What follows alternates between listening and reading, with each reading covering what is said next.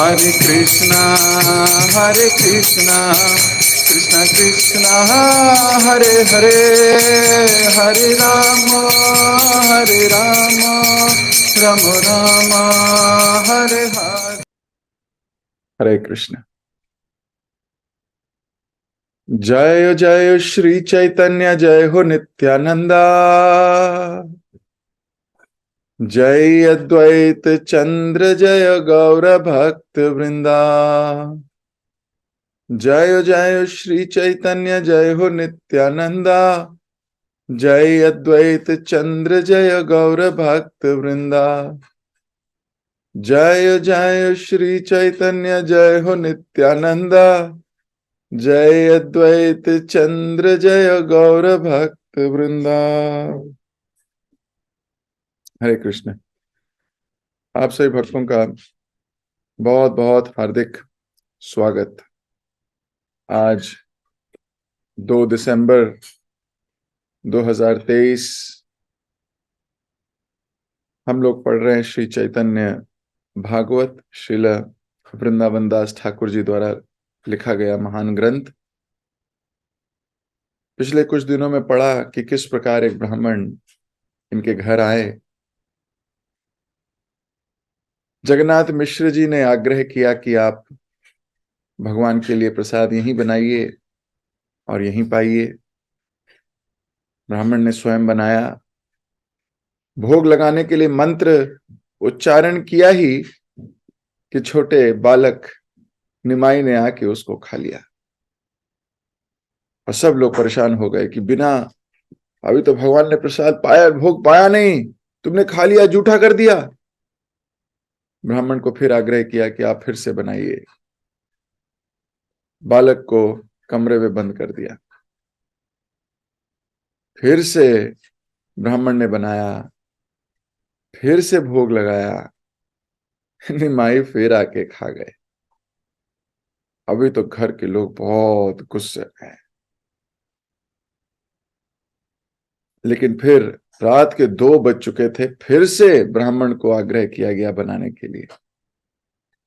अब की बार तो निमाई को सुला दिया और कमरे के बाहर ताला भी लगा दिया। लेकिन फिर भी जब ब्राह्मण रात को 2 बजे भोग लगा रहा है भगवान को, निमाई ना जाने कहां से आ गए और उसको फिर खा लिया। लेकिन अब की बार सिर्फ खाया नहीं, अब की बार तो छठ भुज रूप के दर्शन दिए और इस ब्राह्मण को बताया कि तुम्हारा ये सौभाग्य उदय हुआ कैसे, और अपने आने का रहस्य भी बताया। और इसके बाद ब्राह्मण ने वो चावल, वो जो प्रसाद था जिसको निमाई ने अपने हाथों से छुआ था और मुंह में डाला था, उसको अपने शरीर पे लगाने लगे, खाने लगे, नाचने लगे, गाने लगे। यहां तक हमने कल पढ़ा था। आज हम आगे पढ़ेंगे। ओम अज्ञान तिमिरांधस्य ज्ञानांजन शलाकया चक्षुरुन्मीलितं येन तस्मै श्री गुरुवे नमः। श्री चैतन्य मनोभीष्टं स्थापितं येन भूतले स्वयं रूप कदा मह्यं ददाति स्वपदान्तिकम्। वन्देऽहं श्री गुरु श्रीयुतपदकमलं श्री गुरुन् वैष्णवांश्च श्रीरूपं साग्रजातं सगण रघुनाथान्वितं तं सजीवं सावधूतं सावधूतं परिजन सहितं कृष्ण चैतन्य देवं श्री राधा कृष्ण पादान सग्न ललिता श्री विशाखान्वितांश्च। हे कृष्ण करुणा सिंधु दीनबंधु जगतपते गोपेश गोपिका कांता राधा कांता नमोस्तुते। तप्त कांचन गौरांगी राधे वृंदावनेश्वरी वृषभानुसुते देवी प्रणमामि हरि प्रिये। वांछा कल्पतरुभ्यश्च कृपा सिंधुभ्य एव च पतितानां पावनेभ्यो वैष्णवेभ्यो नमो नमः। जय श्री कृष्ण चैतन्य प्रभु नित्यानंद श्री अद्वैत गदाधर श्रीवासदि गौर भक्त वृंद। हरे कृष्ण कृष्ण कृष्ण हरे हरे, हरे राम राम राम हरे हरे। हरे कृष्ण। आप सभी भक्तों का एक बार फिर स्वागत। तो वे ब्राह्मण नाचने लगा, गाने लगा, हंसते हुए हुंकार करने लगा और मुख से बाल गोपाल की जय हो, बाल गोपाल की जय हो ऐसा कहने लगा।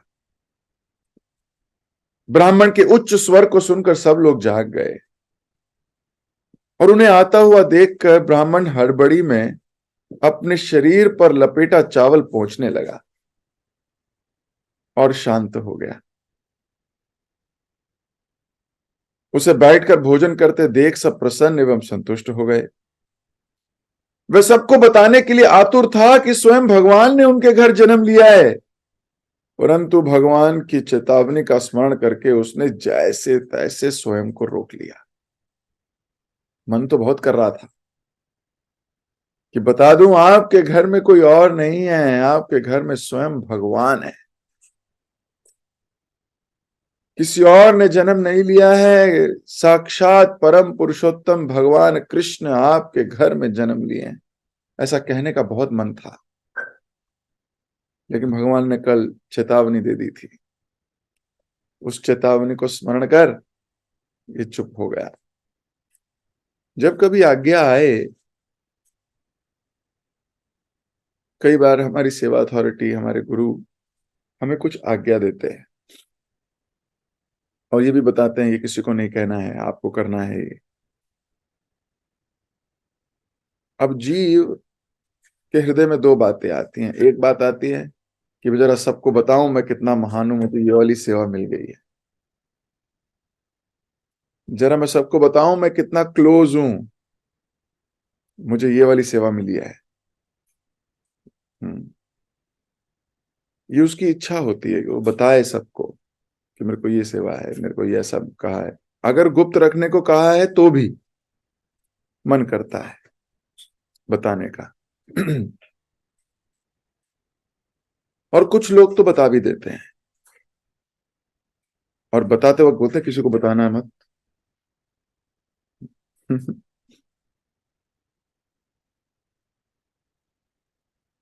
बताने की इच्छा आज्ञा से बड़ी हो जाती है,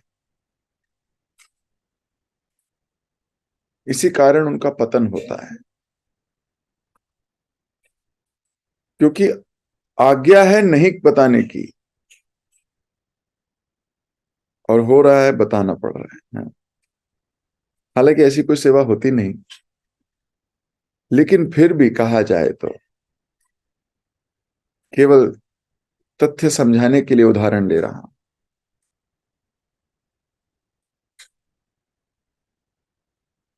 फॉलोइंग इंस्ट्रक्शन है ना, हमारे को जो गुरु की आज्ञा है उसको पालन करना सर्वश्रेष्ठ होना चाहिए।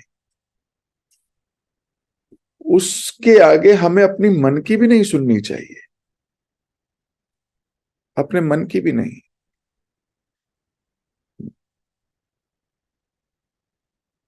तो जैसे उसने भगवान की आज्ञा का स्मरण किया, रुक गया। मन तो करेगा कहने का। आपके सामने अगर कोई पता लग जाए भगवान है, तो जग में जाके बताओगे नहीं, अरे डंका बजाओगे। कृष्ण के दर्शन कर लिए डंका बजाओगे, लेकिन आज्ञा है नहीं बताना, तो आज्ञा इज मोर इंपॉर्टेंट।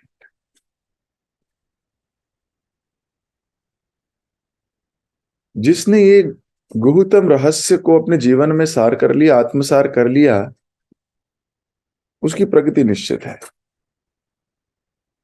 लेकिन जिसने इस कसौटी पे अपने मन को आगे रख दिया, उसका पतन भी निश्चित है। आज नहीं तो कल, कल नहीं तो परसों, कभी ना कभी। वह ब्राह्मण कुछ समय के लिए नवद्वीप में रहा। वह प्रतिदिन अलग अलग स्थानों पर भिक्षा मांगने जाया करता, परंतु अंत में निमाई का दर्शन करने जगन्नाथ मिश्र के घर पहुंच जाता था। श्री गौर सुंदर स्वयं भगवान नारायण हैं, श्रीमती लक्ष्मी देवी के पति हैं, वे सीता देवी के पति श्री रामचंद्र हैं।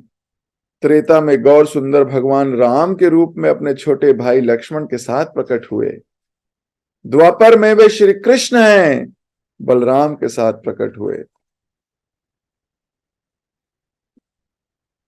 तो वह जगह जगह जाते मधुकरी करने, लेकिन अंत में जगन्नाथ मिश्र के घर इस बालक का दर्शन करने आते थे। क्यों ना आए? जिसका मूड ठीक है और जिसने भगवान के दर्शन भी कर लिए हैं, वो फिर इधर उधर भाग नहीं सकता।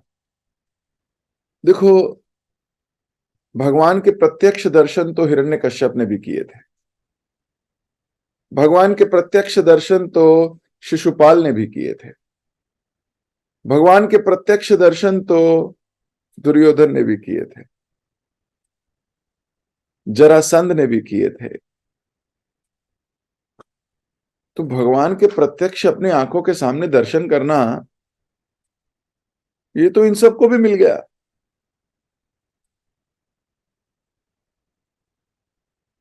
इन सब लोगों ने भी दर्शन किए भगवान के। तो हम ये नहीं कह सकते भगवान के दर्शन कर लिए तो बहुत बड़ी बात है। ऐसी बड़ी बात है, लेकिन भगवान के दर्शन किस मूड से किए हैं, ये ज्यादा बड़ी बात है। किस मूड से किए हैं, क्या भाव है। भगवान के दर्शन जब भीष्म करते थे तो क्या भाव था, भगवान के दर्शन जब अर्जुन करते थे, जब पांडव करते थे, जब कुंती करती थी, तो क्या भाव है। वही भगवान के दर्शन धृतराष्ट्र गांधारी भी करती थी, भगवान तक को श्राप दे दिया। हम्म। तो केवल दर्शन से कुछ नहीं होगा, दर्शन के पीछे का मूड भी बहुत जरूरी है। प्रहलाद महाराज का दर्शन करने का मूड अलग है। वो तो खंबे का दर्शन करते हैं तो भी भगवान के दर्शन होते हैं। खंबे के दर्शन में भगवान के दर्शन का आनंद लेते हैं प्रहलाद महाराज। हम श्री विग्रहों के दर्शन में भी दर्शन का आनंद नहीं ले पाते।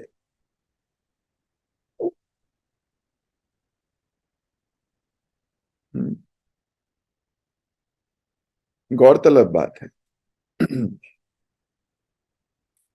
तो केवल दर्शन नहीं, दर्शन के पीछे दर्शन का मूड क्या है,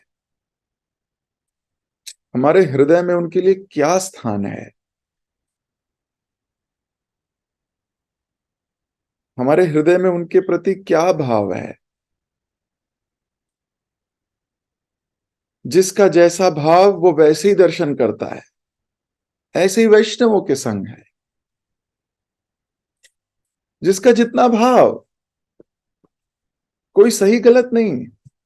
किसी का भाव छोटा है तो उसका भाव छोटे के हिसाब से दर्शन करेगा वो, जिसका भाव बड़ा है उसका बड़े के हिसाब से दर्शन करेगा।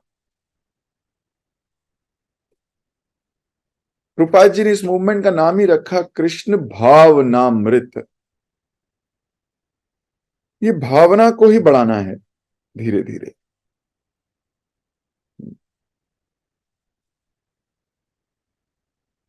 जिसकी कम है उसको कंपैशन से देखना है, जिसकी बड़ी हुई है उससे इंस्पिरेशन लेना है।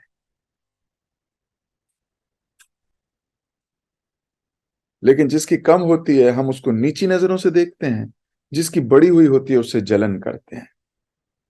ये पता नहीं क्यों इतना प्यार करती है, इतना कुछ करने की जरूरत तो है नहीं। ये पता नहीं क्यों ऐसे मरते रहते हैं, इतना करने की जरूरत तो है नहीं। तो ये एक्चुअली में जलन जलन है, ये एनवियसनेस का एक पार्ट है। हम नहीं सोचता मेरे पे तो है नहीं, इस पे इतना कैसे आ गया।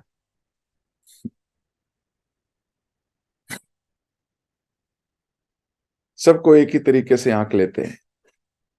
नहीं, जो आपसे नीचे भावना में है उसके प्रति करुणा रखो, उसकी भावना बढ़ाने का प्रयास करो।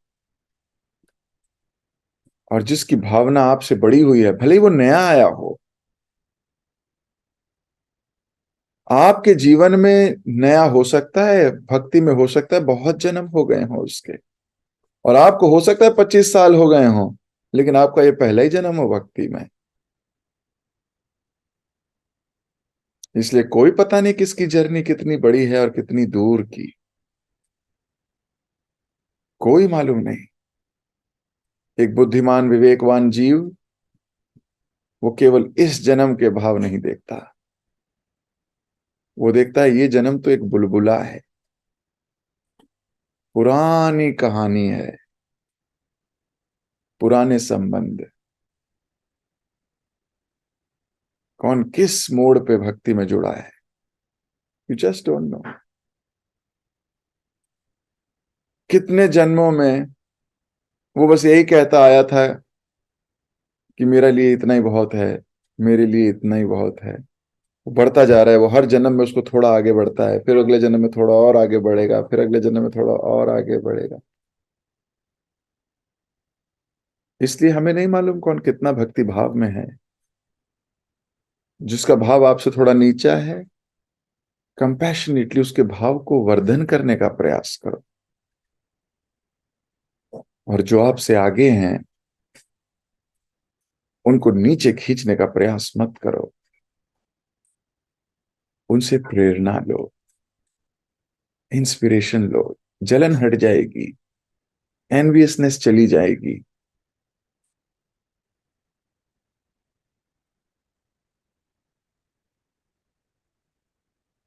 इस अध्याय का समापन करते हुए लेखक वृंदावन दास ठाकुर कहते हैं कि मैं वृंदावन दास श्री चैतन्य महाप्रभु और श्री नित्यानंद प्रभु को अपने जीवन और प्राण स्वरूप स्वीकार करके उनके युगल चरण कमलों का गुणगान करता हूं।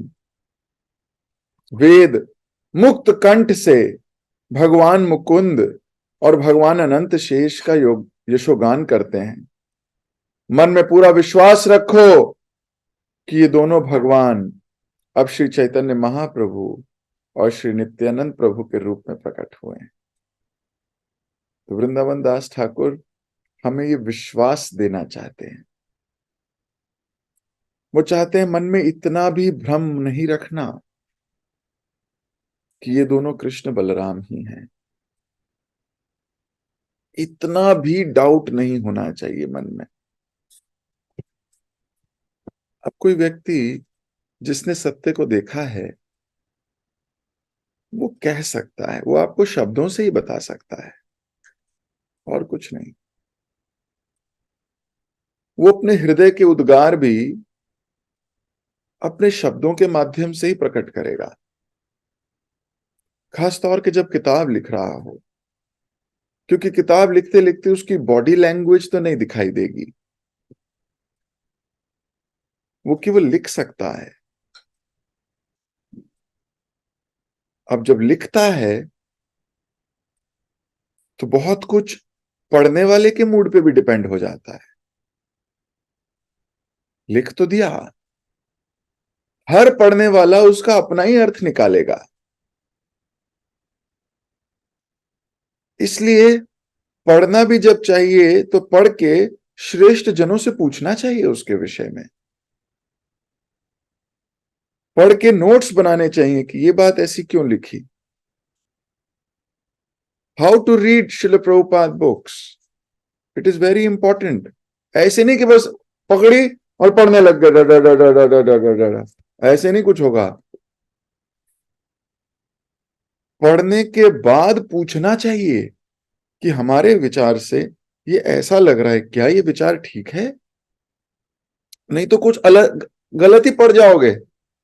और जिस भाव में आप सिचुएटेड हो उसी भाव को एस्टेब्लिश कर जाओगे, जबकि वो भाव नीचा था, लिखा हायर फ्रीक्वेंसी में गया है, आपने उसको नीचे करके लोअर फ्रीक्वेंसी में ही एस्टेब्लिश कर दिया।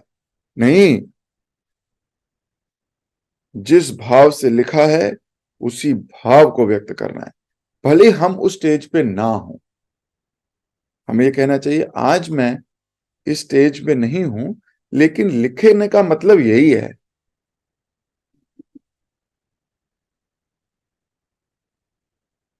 कृष्ण भगवान हैं, एकला ईश्वर कृष्ण और सब भृत्य, मान लो ये पढ़ा, पर आपकी अभी आसक्ति और कहीं 10 जगह भी है, मान लो, तो आप क्या कहोगे?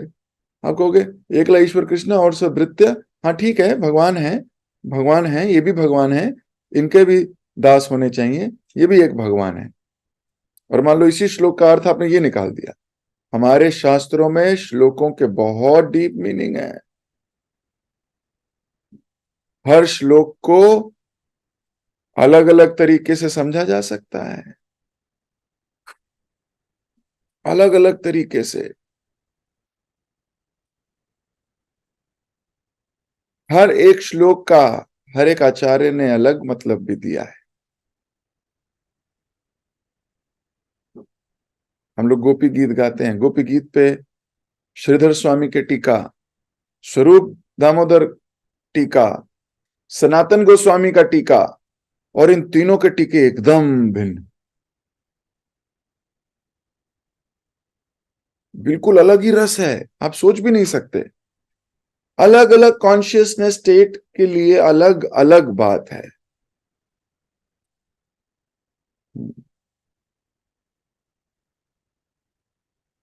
तो हमारी जो स्टेट होती है, हम वो ही पढ़ के कह देते हैं यही सच है जी, जबकि ऐसा नहीं है, बहुत डिफरेंट है, लेवल बहुत हाई है,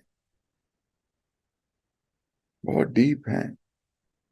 इसे जब प्रभुपाद जी की किताबें पढ़ो, बिल्कुल एज इट इज जो लिखा है उस पर इतना सा भी दोष नहीं निकालो।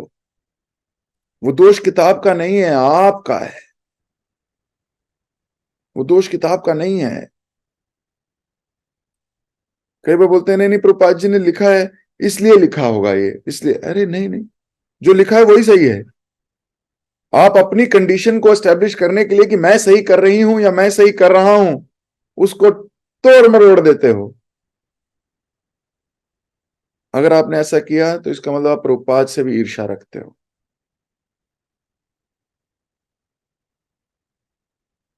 ईर्ष्या की श्रेणी में आती है वचनों को फेर बदल करना, ये भी ईर्ष्या की श्रेणी है। बातों को तोड़ मरोड़ कर अपने हिसाब से पेश करना, that is also one sort of ईर्ष्या। तो जो लिखा है वही सत्य है, हम अभी उस स्टेट में नहीं है, ऐसा मानना चाहिए। लेकिन लिखा हुआ गलत नहीं हो सकता। तो यहां वृंदावन दास ठाकुर लिख रहे हैं, विश्वास रखो ये दोनों भगवान हैं। अब वो तो लिख ही सकते हैं, वो बता सकते हैं, मानना ना मानना हम सब के ऊपर निर्भर है। और वही हमारी कॉन्शियसनेस की स्टेट है। जब पहले दिन हम भक्ति में आए थे तो हमें ये स्वीकार करने में मुश्किल होती थी, बड़ी मुश्किल होती थी, हमें लगता था अरे ऐसा कैसे हो सकता है। लेकिन धीरे धीरे साधुओं से, श्रेष्ठ जनों से, अपने शिक्षा गुरु से, अपने दीक्षा गुरु से जब श्रवण किए बहुत बार, श्रवण करते करते करते करते आस्था बढ़ती चली गई। तो जो आस्था आपकी आज है, अगर भक्ति में जुड़े रहे, लगे रहे, पकड़े रहे, तो 10 साल बाद की कॉन्शियसनेस और आज की कॉन्शियसनेस में बहुत अंतर होने वाला है, बहुत अंतर होने वाला है। मुझे याद है जब मैंने पहली बार भगवत गीता पढ़ी, या जब मैंने पहली बार भगवत गीता पढ़ाई, उसके बाद जब मैंने दूसरी बार पढ़ी या पढ़ाई, उन दोनों में बहुत अंतर था। फिर जब हमने तीसरी बार भगवत गीता फर्स्ट चैप्टर से लास्ट चैप्टर तक की 2 साल पहले, तो भक्तों ने कहा ये पता ही नहीं क्या हो गया, ये तो सबको आनंद आ रहा था। कॉन्शियसनेस सुनने वाले की भी बदली हुई थी और सुनाने वाले की भी बदली हुई थी। और जब हम फिर से शुरू करेंगे तो आप ऑब्वियसली आगे बढ़ चुके होंगे। तो एक ही किताब को कितनी बार पढ़ोगे उतने अलग अलग रियलाइजेशंस होंगे आपके पास, उतनी अलग अलग डेप्थ में गए होंगे आप। तो कोई पहली बारी पढ़ के बोलते यही सही है जी, बस इसके आगे कुछ नहीं हो सकता, ये गलत है, ये गलत है। भक्ति बहुत डीप है और इसका कोई, इसकी सतह नहीं है, मतलब डेप्थ नहीं है। जितना अंदर जाओगे उतनी नीचे जाएगी।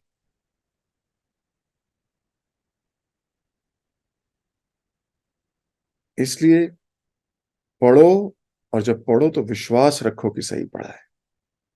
श्रील प्रभुपाद जी की पुस्तकों पे गहन, एकदम कोई डाउट नहीं, यही सत्य है। प्रभुपाद जी ने तो बहुत सरल करके दे दिया हमको। नहीं तो अगर स्वयं संस्कृत का हिंदी अनुवाद करना हो तो पहले 12 साल संस्कृत पढ़नी पड़ेगी,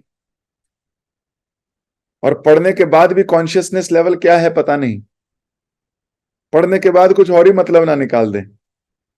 इसलिए प्रभुपाद जी की पुस्तकों के भीतर रहना है हमको, उसके बाहर नहीं जाना, भीतर रहना है, उसी चार दीवारी में अपने आप को रखना है।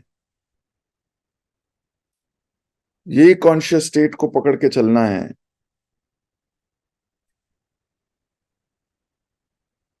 इतनी सरल है कि धीरे धीरे धीरे धीरे धीरे आपका विश्वास बढ़ जाएगा,